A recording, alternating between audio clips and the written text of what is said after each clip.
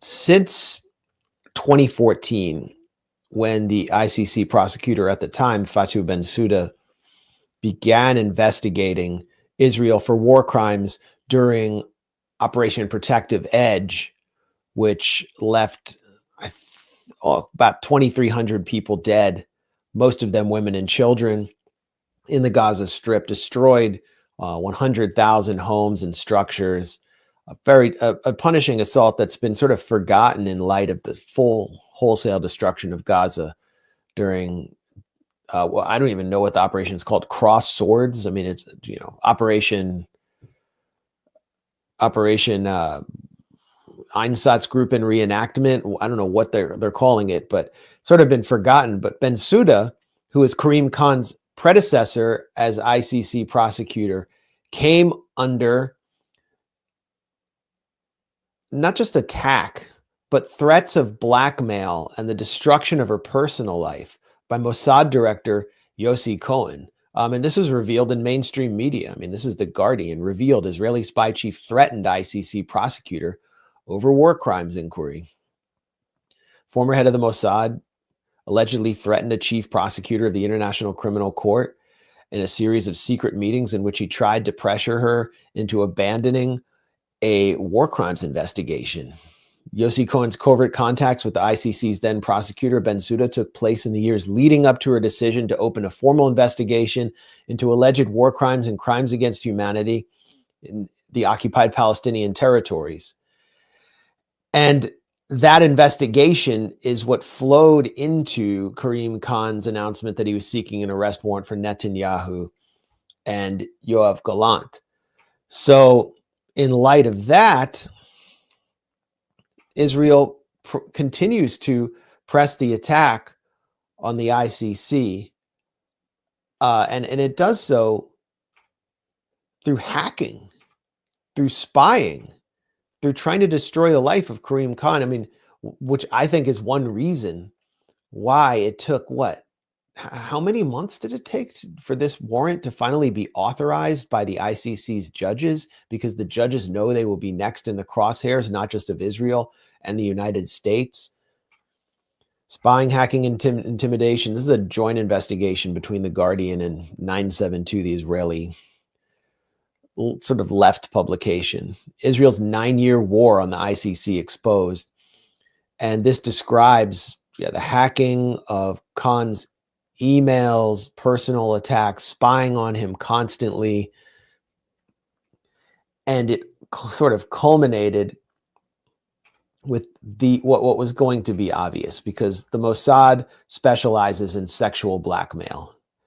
That's what they love to nail people on.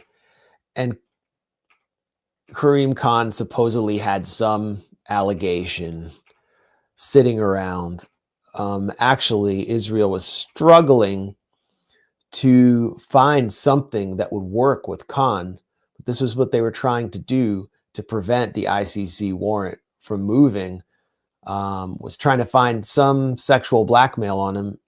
And it was reported that Israeli intelligence closely followed Khan's visit to the Rafah crossing of Gaza, as well as the West Bank and southern Israel, to try to understand what materials the Palestinians were giving him. And one Israeli source said, Khan is the most boring man to gather intelligence about in the world because he's straight as a ruler.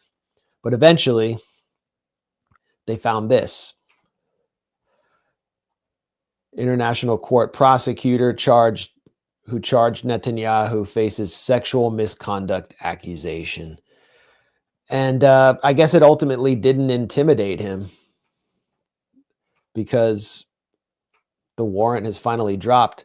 But we're going to see, I mean, we've seen Mike Waltz, former Cheney staffer who is coming in as Donald Trump's national security advisor, threaten that in January, everything's going to change for the ICC. If Biden doesn't do it, they're going to sanction the ICC judges. They're going to strip their visas, and they're going to target them. And actually, that's what Mike Pompeo did as Secretary of State to Fatou Bensouda and her staff.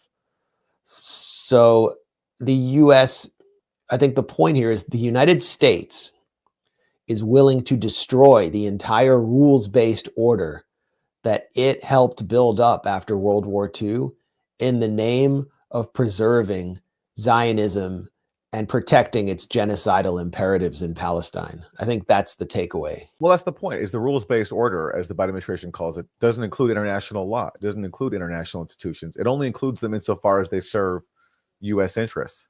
So when Khan is indicting, fast-tracking the indictment of Vladimir Putin, unlike what he did with Netanyahu, where he slow-walked it, that's part of the rules-based order. Now, all of a sudden, the ICC, for defying the Godfather, now they're outside of it, and they will be destroyed. And the mask is certainly off, and there will be a contrast here between the U.S. and other, NATO states. As you mentioned, France has said they'll respect the ICC, and I think other countries will follow suit, because there's only so much, naked contempt for international law that people will be comfortable with. Obviously, they were comfortable with it in letting Israel commit genocide in Gaza, but people are supposed to have respect for institutions like the ICC and take that seriously. This will expose again just how much of a rogue state both the U.S. and Israel are in standing alone. And but it is unfortunate this took so long.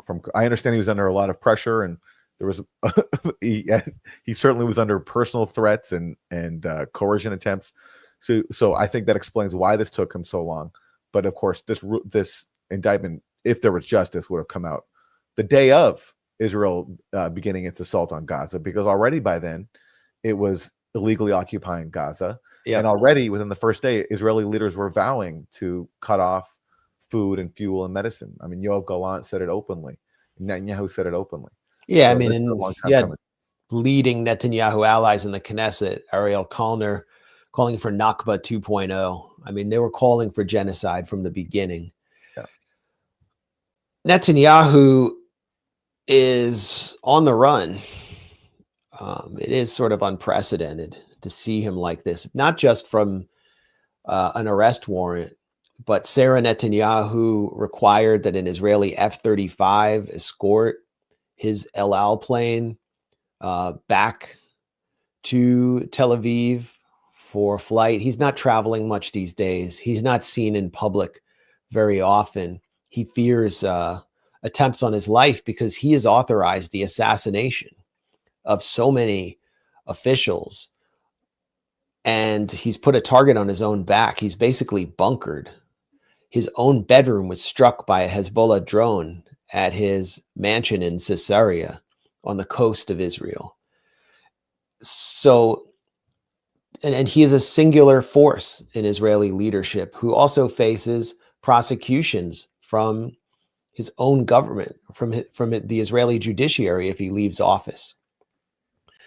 So we're nearing the end of a terrible decades-long saga that began with Netanyahu coming to the United States, shortening his name to Benjamin Netai to help the American public get to know him better, and which could end up with a very ignominious end. And I think the war, the quagmire that Netanyahu has found himself in Gaza and Lebanon, is tied to his own personal fate, which is why the war continues.